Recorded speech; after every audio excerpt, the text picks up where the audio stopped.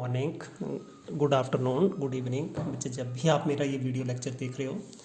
तो बच्चे आज हम एक इंटरेस्टिंग जैसा टॉपिक करने जा रहे हैं, पूर्ति की कीमत लोच, जिसको बोलते हैं प्राइस इलास्टिसिटी ऑफ सप्लाई। बच्चे देखिए, प्राइस इलास्टिसिटी ऑफ सप्लाई यानी कि पूर्ति की कीमत लोच। बच्चे अब क्या होगा बच्चे, कीमत में परिवर्तन होगा बच्चे। चेंज किस में आएगी बच्चे, प्राइस में आएगी बच्चे। ठीक है, कीमत में परिवर्तन होने के फलस्वरूप बच्चे आपको पता है हमारी पूर्ति में परिवर्तन होता है। आपकी प्राइस चेंज हो रही है तो बच्चे आपकी सप्लाई भी चेंज हो रही है बच्चे। ठीक है, तो बच्चे ये पूर्ति की जो कीमत लोच है, प्राइस इलास्टिसिटी ऑफ सप्लाई, उसको मापती है बच्चे। कैसे मापती है कि मान लीजिए आपकी कीमत बढ़ रही है बच्चे, तो आपकी पूर्ति बढ़ रही है, और आपकी कीमत घट रही है तो आपकी बच्चे पूर्ति घट रही है। ठीक है, जो आपकी ये जो पूर्ति की कीमत लोच है वो कीमत में होने वाले प्रतिशत परिवर्तन के फलस्वरूप कि कीमत में कितना प्रतिशत परिवर्तन हुआ बच्चे, तो उससे आपकी पूर्ति में कितना प्रतिशत परिवर्तन हुआ उसको मापती है बच्चे। ठीक है, ये आपकी डेफिनेशन बिल्कुल आसान होगी। जैसे आप मांग में करते थे बच्चे, मांग में और आपकी मांग और कीमत में विपरीत संबंध है बच्चे। यहाँ पे कैसा संबंध पाया जाता है बच्चे, धनात्मक संबंध है, धनात्मक मतलब पॉजिटिव रिलेशन मिलता है बच्चे। तो प्राइस इलास्टिसिटी ऑफ सप्लाई बच्चे बिल्कुल आसान है। कैसे करेंगे आप कि पूर्ति की मात्रा में होने वाला प्रतिशत या अनुपातिक परिवर्तन को कीमत में होने वाले प्रतिशत या अनुपातिक परिवर्तन से भाग देंगे हम। किसमें, जो आपकी पूर्ति में होने वाला प्रतिशत या अनुपातिक परिवर्तन को कीमत में होने वाले प्रतिशत या अनुपातिक परिवर्तन से भाग दे करके आप पूर्ति की कीमत लोच ज्ञात करते हैं। समझ आ गई, आपकी कीमत में परिवर्तन हुआ और उसके परिणाम स्वरूप आपकी पूर्ति में भी प्रतिशत या अनुपातिक परिवर्तन हुआ, तो पूर्ति में अनुपातिक या प्रतिशत परिवर्तन को आपने क्या करना है बच्चे, कीमत में होने वाले अनुपातिक या प्रतिशत परिवर्तन से भाग देना है। अब थोड़ी सी इंग्लिश में बता देते हैं बच्चे। Elasticity of supply is defined as percentage change in quantity supplied. जो भी आपकी परसेंटेज चेंज हो रही है, जो भी आपने क्वांटिटी सप्लाई की, divided by the percentage change in price. बच्चे बिल्कुल आसान हो गया कि ये हम बोल सकते हैं पूर्ति की कीमत लोच को हम कैसे परिभाषित करेंगे कि पूर्ति में होने वाले प्रतिशत या अनुपातिक परिवर्तन को कीमत में होने वाले प्रतिशत या अनुपातिक परिवर्तन से भाग दे दिया। देखिए ईएस निकाला हमने, ऊपर क्या लिख दिया, percentage of proportional change in quantity supplied, यानी कि पूर्ति में होने वाला प्रतिशत या अनुपातिक परिवर्तन, प्रतिशत या अनुपातिक परिवर्तन बटा नीचे क्या कर दिया बच्चे आपने, कीमत में होने वाला अनुपातिक या प्रतिशत परिवर्तन। अब हम निकाल रहे हैं बच्चे अनुपातिक या प्रतिशत परिवर्तन बच्चे। ठीक है, थोड़ा सा मैं यहाँ पे रफ में बता रहा हूँ बच्चे। देखिए बच्चे, आपकी पहले क्वांटिटी कितनी थी, पूर्ति इतनी थी, जब आपका प्राइस P था, लेकिन प्राइस P1 हो गया तो ये आपकी पूर्ति कितनी होगी, Q1। अब यहाँ से हम निकालने जा रहे हैं बच्चे। देखिए अब हमने परसेंटेज चेंज निकालनी किसके अंदर बच्चे, क्वांटिटी सप्लाइड के अंदर, पूर्ति के अंदर। तो बच्चे किसके बराबर हो जाएगी बच्चे, अब यहाँ पे हम माइनस साइन नहीं लगाते हैं। क्यों नहीं लगाते हैं बच्चे, क्योंकि पूर्ति और कीमत के अंदर धनात्मक पॉजिटिव रिलेशन मिलता है बच्चे। तो यहाँ पे हमने लिख दिया Q1 माइनस Q, ये फाइनल माइनस इनिशियल बटा इनिशियल मल्टीप्लाई बाय 100 कर दिया। ये क्या बन गया आपका बच्चे, पूर्ति में प्रतिशत परिवर्तन। ये क्या हो गया, पूर्ति में प्रतिशत परिवर्तन। अब मैं कीमत में होने वाला प्रतिशत परिवर्तन, ये फाइनल था मतलब अंतिम कीमत, ये प्रारंभिक बटा प्रारंभिक मल्टीप्लाई बाय 100, ये भी आपने निकाल लिया बच्चे। ठीक है, तो अब आप इसको ऊपर वाले को क्या लिखेंगे बच्चे, डेल्टा Q बटा Q मल्टीप्लाई बाई 100 बटा क्या हो जाएगा बच्चे, डेल्टा P बटा P मल्टीप्लाई बाई 100। ये तो कट गए आपके 100 से 100। अब आपका जो बच रहा है डेल्टा Q बटा डेल्टा P और P, इसको हम लिख सकते हैं कैसे, डेल्टा Q और इसको हम उल्टा करेंगे कैसे, P बटा डेल्टा P। तो बच्चे ये फॉर्मूला आ गया किसका, ES का फॉर्मूला। ES का फॉर्मूला क्या आ गया, डेल्टा Q बटा Q और P बटा डेल्टा P। और इस फॉर्मूले की सहायता से आप क्या कर सकते हैं, पूर्ति की लोच को ज्ञात कर सकते हैं। We can calculate price elasticity of supply. तो बच्चे डेफिनेशन तो यहीं से बन गई आपकी। ये जो जब भी इसको लाइन देखेंगे बच्चे, तो आपने क्या लिखा है कि पूर्ति में होने वाला अनुपातिक, इसको अनुपातिक भी बोलते हैं, प्रतिशत परिवर्तन को कीमत में होने वाले अनुपातिक या प्रतिशत परिवर्तन से भाग देकर पूर्ति की लोच को ज्ञात करते हैं। Price elasticity of supply that is, क्या बोलेंगे, that is calculated by dividing कैसे, परसेंटेज और proportionate change in quantity supplied बटा percentage of proportionate change in price. ठीक है, आपको समझ आ चुकी होगी। And this is the definition which is given by professor Vilas. क्या करेंगे, जब भी परसेंटेज ऑफ प्रोपोर्शनेट चेंज किसमें क्वांटिटी सप्लाइड जो आपकी आ रही है उसको आप डिवाइड करेंगे percentage of proportionate change in price, तो आप उससे आपूर्ति की लॉस को ज्ञात कर सकते हैं। ठीक है, समझ आ गई, आगे होगी। ठीक है, अब बच्चे हम अगला वाला करेंगे बच्चे, जो हमारी डिग्रीज हैं, अलग अलग डिग्रीज आ रही है बच्चे, जैसे आपने उसके अंदर पढ़ा था, किसके अंदर पढ़ा था, मांग की अलग अलग श्रेणियां बच्चे। तो यहाँ पे भी हम क्या करेंगे, degrees of elasticity of supply, इसकी भी अलग अलग डिग्रीज हैं बच्चे। कैसे कैसे हैं बच्चे, सबसे पहले पूर्ति लोच की श्रेणियां बच्चे, इसकी भी 5 श्रेणियां होती है बच्चे। पहला पूर्णतः, या इसको बोलते हैं पूर्णतः लोचदार पूर्ति। अब पूर्णतः लोचदार पूर्ति जिसको बोलते हैं perfectly elastic supply, perfectly elastic supply. ठीक है, परफेक्ट यानी कि पूर्णतः लोचदार पूर्ति। ये पूर्णतः लोचदार पूर्ति होती क्या है बच्चे, आप खुद लिख सकते हैं, जिसके अंदर बच्चे क्या होते हैं कि ये आपने बच्चे एक्स एक्सिस के ऊपर क्या ले लिया बच्चे, किसी वस्तु की पूर्ति ले ली, और हमेशा पूर्ति किस में होती है बच्चे, यूनिट्स के अंदर फील करना है। और इधर आपने हमेशा प्राइस लेते हैं, that is always taken in rupees. ठीक है, और ये क्या है बच्चे, आपका एक पूर्ति बकर है, यानी कि इसका मतलब क्या हो गया कि दी हुई कीमत ओपी पे वस्तु की पूर्ति कितनी है बच्चे, देखिए अनंत है, जितनी मर्जी उतनी पूर्ति की जा सकती है बच्चे। आप इसके अंदर 10 करो पूर्ति, 20 कर दो, 30 कर दीजिए, जितनी मर्जी उतनी पूर्ति आप कर सकते हो बच्चे। कर सकते हो नहीं कर सकते हो बच्चे, दी हुई कीमत ओपी के ऊपर वस्तु की पूर्ति कितनी है, अनंत। और कीमत में थोड़ी सी भी कमी हो जाए पूर्ति 0 हो जाएगी। इस स्थिति में ES कितना हो जाएगा, इनफिनाइट। और यहाँ पे पूर्ति वक्र किसके समानांतर है बच्चे, एक्स एक्सिस के समानांतर है। बिल्कुल आसानी से आप लिख सकते हो, थोड़ी सी डायग्राम समझी तो आपको समझ आ गया कि जब दी हुई कीमत के ऊपर किसी वस्तु की पूर्ति अनंत होती है तो उसको हम बोलते हैं परफेक्टली इलास्टिक, पूर्णतः लोचदार पूर्ति, पूर्णतः लोचदार पूर्ति बोलेंगे इसको। समझ आ गया होगा। अब बच्चे दूसरा है परफेक्टली इन इलास्टिक, बहुत आसान है। इन इलास्टिक का मतलब है कि उसमें चेंज नहीं आ रही है। किस में चेंज नहीं आ रही है बच्चे, आपकी ये देखिए बच्चे एक्स एक्सिस के ऊपर आपने क्या लिख के रखा, देखो परफेक्टली इन इलास्टिक सप्लाई, पूर्णतः बिलोचदार। बिलोचदार का मतलब उसमें कोई भी लोच इलास्टिक है नहीं, वो चेंज आ नहीं रही है। क्यों, ये आपने यूनिट्स के अंदर लिख लेना है। प्राइस आपने रुपीज़ के अंदर ले लिया। आप देखो ये SS क्या है बच्चे, आपका ये सप्लाई कर्व है, पूर्ति बकर है, लेकिन ये किसके समानांतर है, this is parallel two by axis. इसका मतलब देखिए बच्चे, यहाँ पे थोड़ा सा मिलाना आपने पॉइंट्स को, थोड़ा सा आप अपनी मर्जी से भी डिस्कस कर सकते हो, ये जरूरी नहीं है आपने यहाँ पे ले लीजिए बच्चे। यहाँ पे जितने मर्जी उतने प्राइस इसको बढ़ा रहे हैं बच्चे।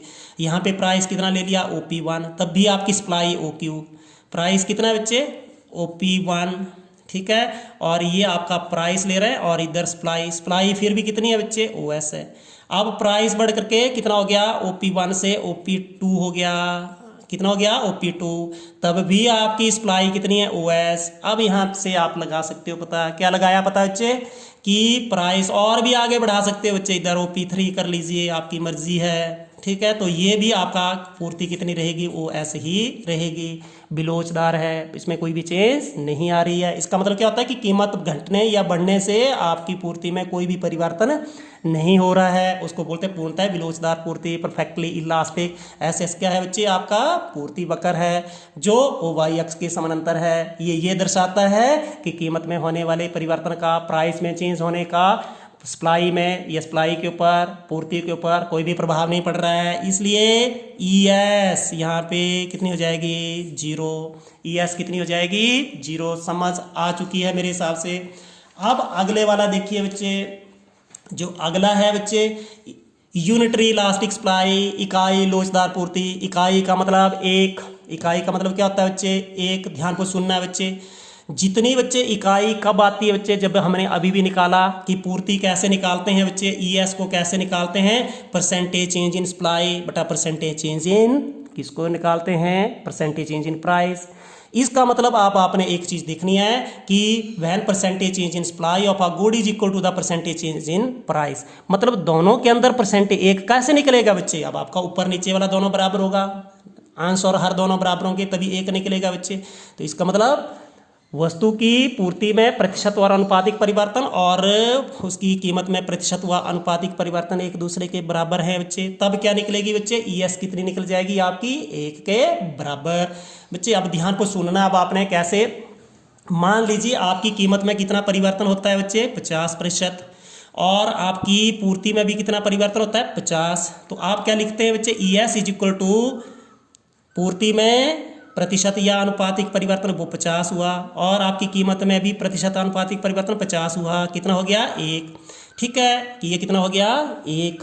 तो इसको हम क्या बोलेंगे बच्चे, इकाई लोचदार पूर्ति। अब इसका थोड़ा सा और दूसरा भी बच्चे हमने अभी निकाला था, डेल्टा क्यू बटा क्यू, ये क्या है बच्चे, पूर्ति में प्रतिशत परिवर्तन।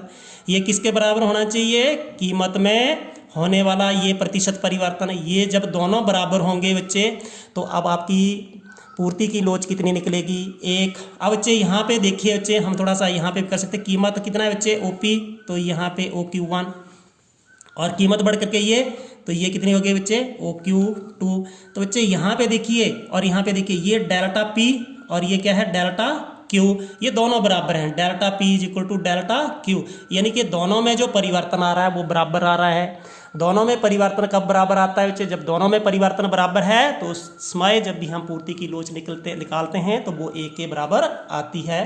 तो अब आपने क्या लिखना है कि इकाई लोचदार पूर्ति कब होती है, जब कीमत में होने वाला प्रतिशत परिवर्तन और पूर्ति में होने वाला प्रतिशत परिवर्तन बराबर होते हैं। समझ आ गई। अब अगले वाला बच्चे देखिए, ग्रेटर देन यूनिटरी इलास्टिक, इकाई से अधिक लोचदार। बच्चे इकाई से अधिक लोचदार कब होता है बच्चे, अब हमारे यहाँ इकाई से अधिक लोचदार पूर्ति कब होती है, जब आपका जो आप पूर्ति में होने वाला प्रतिशत परिवर्तन कीमत में होने वाले प्रतिशत परिवर्तन से ज़्यादा होता है। ठीक है, आपकी मान लीजिए कीमत में होने वाला प्रतिशत परिवर्तन 25% है, और आपका पूर्ति में होने वाला प्रतिशत परिवर्तन कितना है, 50।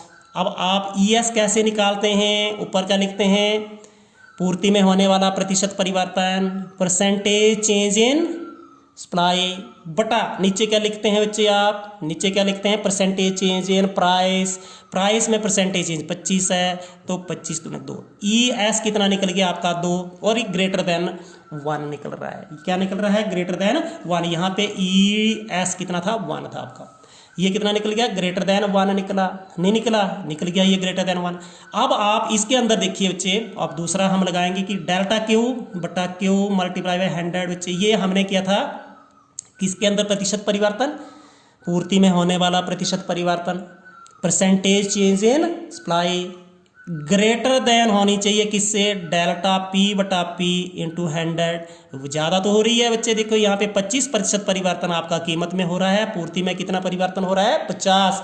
तो इस स्थिति के अंदर जब भी आप पूर्ति की लोच निकालते हैं, when we calculate price elasticity of supply, तो वहाँ पे वैल्यू कितनी आती है बच्चे, ES ग्रेटर देन 1 आती है। और इस स्थिति के अंदर बच्चे एक चीज़ ध्यान देनी है कि आपका पूर्ति वक्र की जो ढलान होती है वो कैसी होती है बच्चे, पॉजिटिव होती है, और ये बाई एक्सिस से निकलती है बच्चे, ये आपने कर लेना है। कैसी होती है बच्चे, ढलान कैसी होती है, ये पॉजिटिव होती है, और ये आपने यहाँ पे इसको कर लेना है। समझ आ गई कि ग्रेटर देन यूनिटरी कब निकलेगा, जब पूर्ति में होने वाला प्रतिशत या अनुपातिक परिवर्तन कीमत में होने वाले प्रतिशत या अनुपातिक परिवर्तन से ज़्यादा। ये देखो कीमत में 25% परिवर्तन हुआ, पूर्ति में 50 हो गया, 50 बटा 25 2। ठीक है, यानी कि ऊपर वाला एक संख्या कौन सी थी बच्चे, पूर्ति में होने वाला प्रतिशत या अनुपातिक परिवर्तन जो है। ठीक है, ये समझ आ गई बच्चे। अब आपका जो नेक्स्ट है बच्चे, लेस देन यूनिटरी, इकाई से कम लोचदार, लेस देन यूनिटरी इलास्टिक, इकाई से कम लोचदार पूर्ति बच्चे। ठीक है, तो इकाई से कम लोचदार पूर्ति कब होती है, जब आपकी पूर्ति में होने वाला प्रतिशत परिवर्तन, पूर्ति में होने वाला प्रतिशत या अनुपातिक परिवर्तन कीमत में होने वाले प्रतिशत या अनुपातिक परिवर्तन से, जैसे मान लीजिए आपका कीमत में जो परसेंट चेंज आ रही है 50, लेकिन आपकी इसके अंदर क्यों पूर्ति में जो परसेंटेज चेंज आ रही है वो 25। तो हम ES कैसे निकालते हैं, ऊपर लिखते हैं, ऊपर क्या लिखते हैं, पूर्ति में प्रतिशत या अनुपातिक परिवर्तन, और नीचे क्या लिखते हैं बच्चे, कीमत में होने वाला प्रतिशत या अनुपातिक परिवर्तन। तो ये 25, ये क्या है, 25 किस में आ रहा है, पूर्ति में होने वाला, यानी कि परसेंटेज चेंज इन सप्लाई, और ये 50 परसेंटेज चेंज इन प्राइस। ठीक है, तो ये कितना निकलेगा 1/2 लेस देन 1, तो यहाँ पे ED कितना निकल जाता है लेस देन 1। समझ आई नहीं आई? When the percentage change in supply of a good is less than percentage change in price, मतलब आपकी पूर्ति में होने वाला प्रतिशत या अनुपातिक परिवर्तन कीमत में होने वाले प्रतिशत या अनुपातिक परिवर्तन से कम होता है। ठीक है, अब इसको हम उससे भी लिख सकते हैं, जो आपका फॉर्मूले से डेल्टा Q बटा Q मल्टीप्लाई बाई 100। ये क्या है बच्चे? आपका क्या है? ये पूर्ति में होने वाला प्रतिशत परिवर्तन, सप्लाई में होने वाला परसेंटेज आर प्रोपोर्शनेट चेंज, ये लेस हो जाएगी किससे? डेल्टा P बटा P मल्टीप्लाई बाई 100। ये इससे जब भी लेस हो जाएगी, जब इससे लेस हो जाएगी तो आपकी पूर्ति की लोच कितनी निकलेगी? इकाई से कम। यहाँ पे फॉर्मूले से तो लग रहा है पता, फॉर्मूले में हम लिखते हैं ES कैसे निकालते हैं? कैसे निकालते हैं ES? तो हमने वैसे तो निकालते हैं कि हम ऊपर लिखते हैं परसेंटेज चेंज इन किसके अंदर? सप्लाई बटा परसेंटेज चेंज इन प्राइस। ठीक है, तो यहाँ पे प्राइस में कितनी चेंज हो रही थी बच्चे? 50, और सप्लाई में 25, तो निकला तो गया ये 1/2, तो ये लेस देन 1 निकला। ठीक है, तो यहाँ पे जो पूर्ति वक्र होता है बच्चे, अब आपने याद रखनी है, ये Q आप इसके लॉन्ग लेते हैं, ये यूनिट्स के अंदर होता है, प्राइस यहाँ पे लेते हैं, और यहाँ पे जो पूर्ति वक्र बच्चे आपने याद रखना वो बाई एक्सिस से निकला हुआ होता है। एस जो आपका पूर्ति वक्र है, जो एक्स एक्सिस से शुरू होता है, ये एक्स एक्सिस से शुरू होता है, वो बाई एक्सिस से शुरू होता है, और वो बीचों बीच शुरू होता है। कौन सा? बीचों बीच जो शुरू होता है वो यूनिटरी डिमांड वाला, ग्रेटर दैन यूनिटरी ऊपर से, और ये लेस दैन यूनिटरी नीचे से शुरू होता है।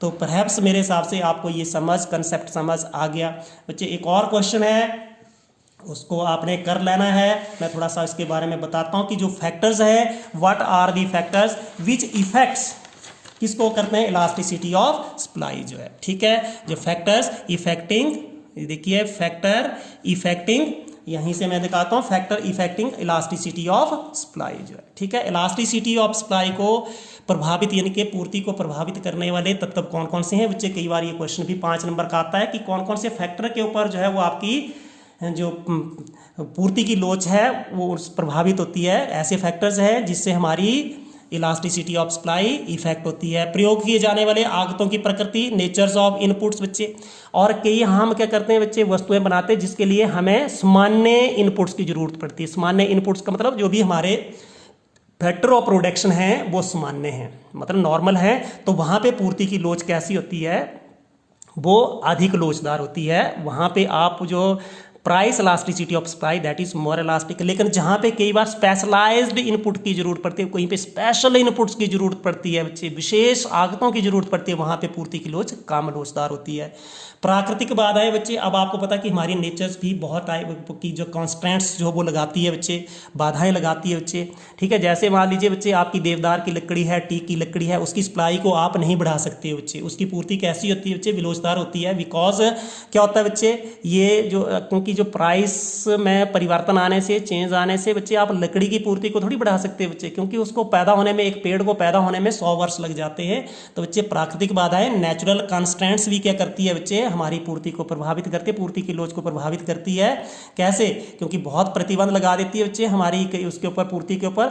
सर कि जैसे मैंने आपको अभी भी बता दिया, देवदार की लकड़ी, टीक की लकड़ी और बहुत सारी हमारी प्राकृतिक वस्तुएं हैं बच्चे जिसकी आप सप्लाई को नहीं बढ़ा सकते। वेदर आपका प्राइस चेंज हो रहा है, प्राइस के अंदर चेंज हो रहा है, there is the change in price but you can not increase the supply of those goods जो है। ठीक है, बिकॉज दे आर जो है much influenced by natural constants. उसके बाद बच्चे आपने जोखिम सहन करना बच्चे। अब आपने देखा है कि बच्चे जोखिम सहन करना, टेकिंग रिस्क बच्चे, अब आपके उद्यमी होते हैं बच्चे, जब वो अधिक जोखिम लेने के लिए तैयार होते हैं बच्चे तो उसकी पूर्ति अधिक लोचदार होती है। यदि कम जोखिम सहन करने के लिए तैयार होते हैं बच्चे तो पूर्ति कम लोचदार होती है। यदि हम बोल सकते हैं कि जो आपके एंटरप्रेन्योर हैं, एंटरप्रेन्योर जो है they have the willingness to take जो है मोर रिस्क, तो आपकी जो पूर्ति है supply that is more elastic, और जब टेक लेस रिस्क जो है तो उसकी जो पूर्ति होगी वो लेस इलास्टिक होगी। ठीक है, उसके बाद वस्तु की प्रकृति बच्चे। अब बच्चे आपने देखा कि हमारी वस्तुएं 2 प्रकार की होती है। नेचर ऑफ कमोडिटी, वस्तुएं कितने प्रकार की होती है बच्चे? 2। अब आपने देखी है जैसे हमारी सब्जियां वगैरह होती है बच्चे, सब्जियां आ गई, अनाज आ गए बच्चे, तो ये कैसी वस्तुएं होती है बच्चे?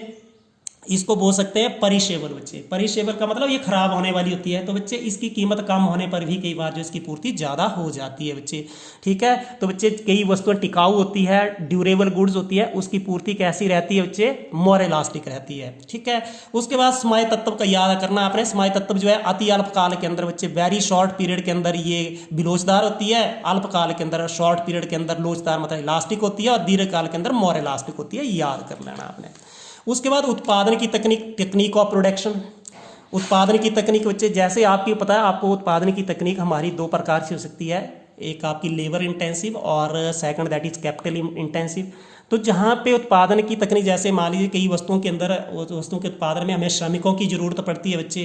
ठीक है, तो बच्चे वो उसकी पूर्ति अधिक लोचदार होगी, और कईयों के अंदर कैपिटल की जरूरत पड़ती है, एकदम से कैपिटल को, पूंजी को बढ़ाना पॉसिबल नहीं होता है, तो उसकी पूर्ति कैसी होती है, विलोचदार होती है। ठीक है, आगे समझ, तो बच्चे आपने इस क्वेश्चन को करना है। यदि आपको वीडियो अच्छा लगा, like share and subscribe. Thank you.